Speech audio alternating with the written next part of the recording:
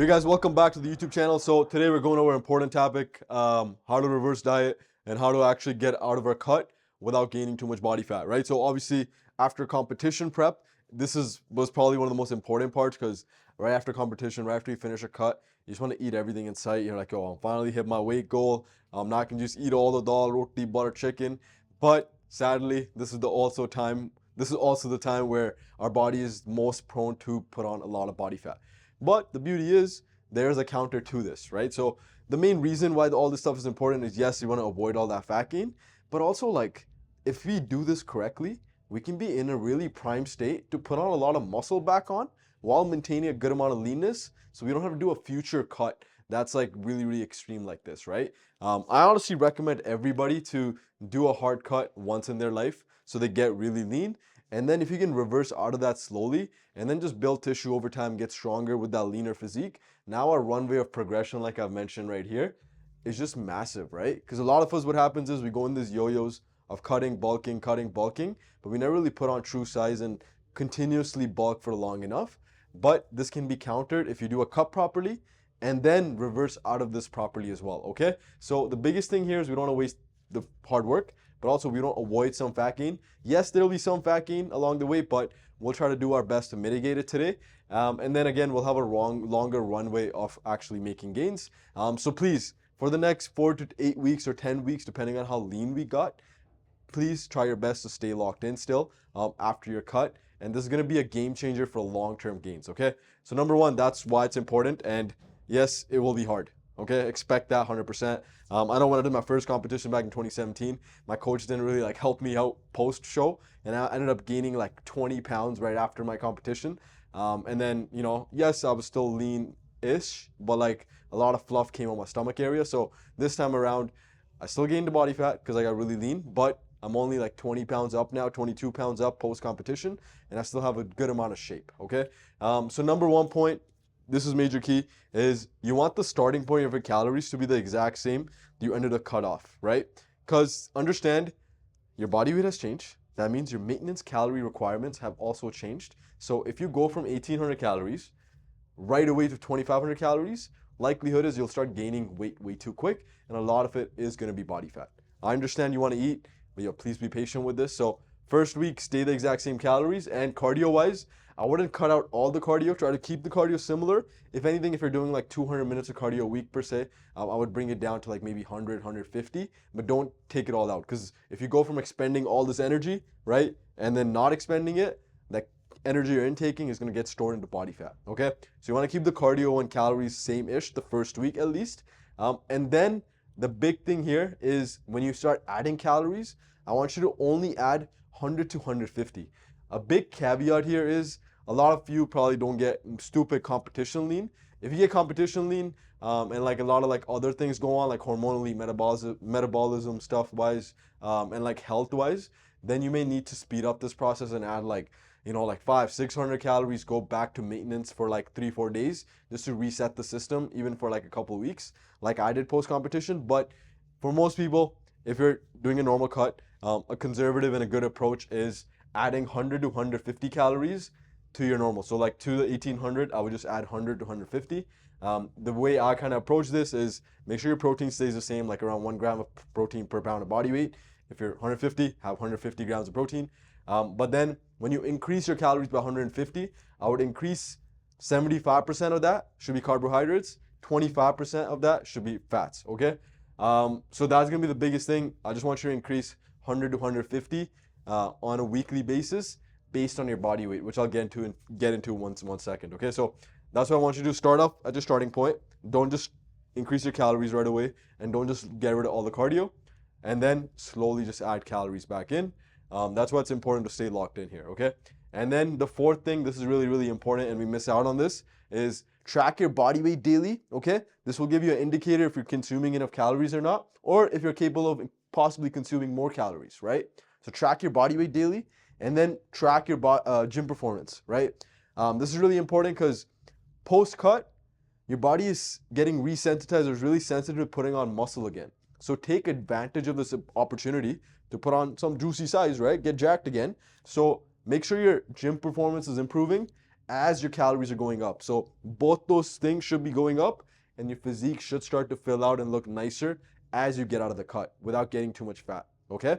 So body weight, gym performance, and obviously track your mood, energy, sleep, all that good stuff, because this is something where, like, if your mood is still shitty, your sleep, all that stuff is still getting hindered, we may need to bump up the calories a bit more. So do track these things. And obviously calories are obvious. And the last one is hunger. You are gonna feel hungrier than normal. You'll want to eat everything in sight.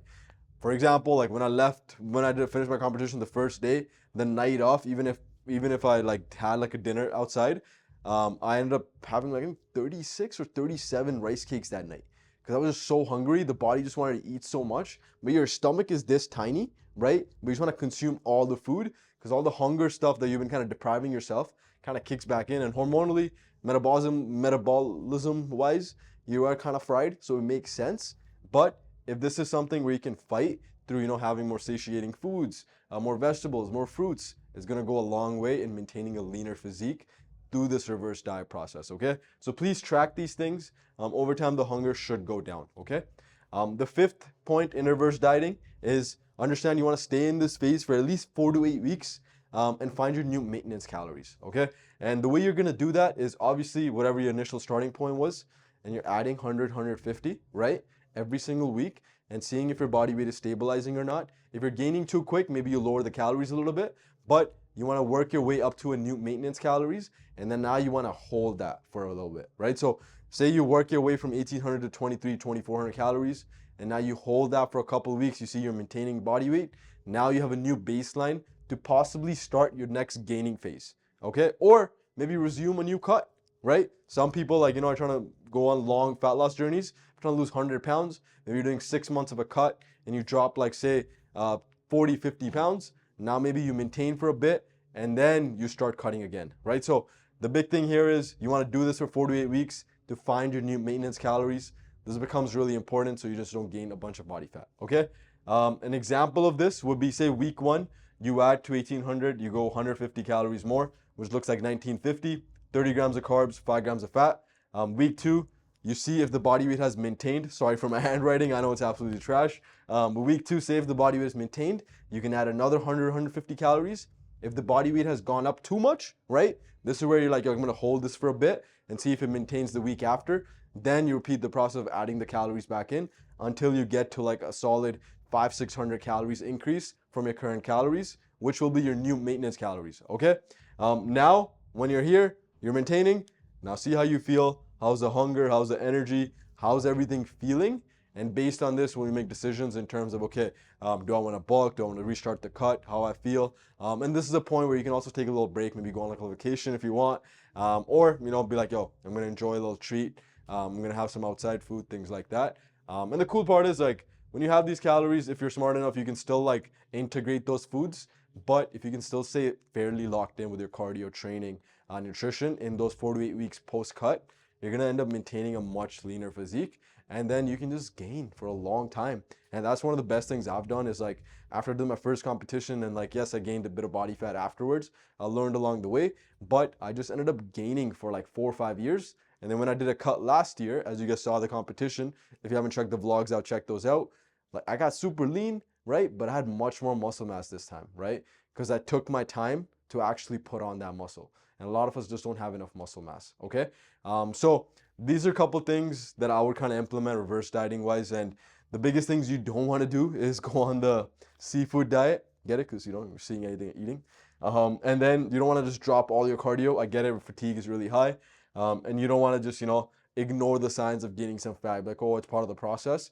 If you just gain that fat too quick, you're going to waste all that time. You're like in the 3-4 months into your bulk, you're like, oh, I want to cut again, right? So you don't want to waste all this time. If you can just save that time within that 4 to 8 week period post cutting, okay? But yeah, these are a couple reverse diet strategies. And what I would kind of implement also is, like, I didn't put this here. Maybe, yeah, I'm not going to write more stuff because my writing is not the best. But big thing I would also implement is when you do have your diet in front of you, like the first day, yes, go have like a cheat meal, whatever it is, like enjoy yourself. But still within means, eat until you feel fine instead of overly stuffing yourself. But when you're having a normal nutrition, right? Say like this is a hand, right? This is a hand, right? What I would do is This amount of portion on your plate every single time should be the protein portion. Like say this is the chicken breast. This portion should be some like fats. And then basically like you can kind of do like a fist, and this could be your carbs. So say you have a plate, you can do like half vegetables are free game, enjoy the veggies except potatoes. Half the plate is vegetables, right? And then this amount is protein, and this amount is fats, and then this amount is carbs. And I learned this from Dasha actually. This is how like a plate should look like. As you're getting into your reverse diet phase, maybe you can eat a little bit more, but still try to follow these nutrition principles where you're eating clean and you're slowly adding more food back in, and you're eating satiating foods so you're not constantly spiking your hunger, okay?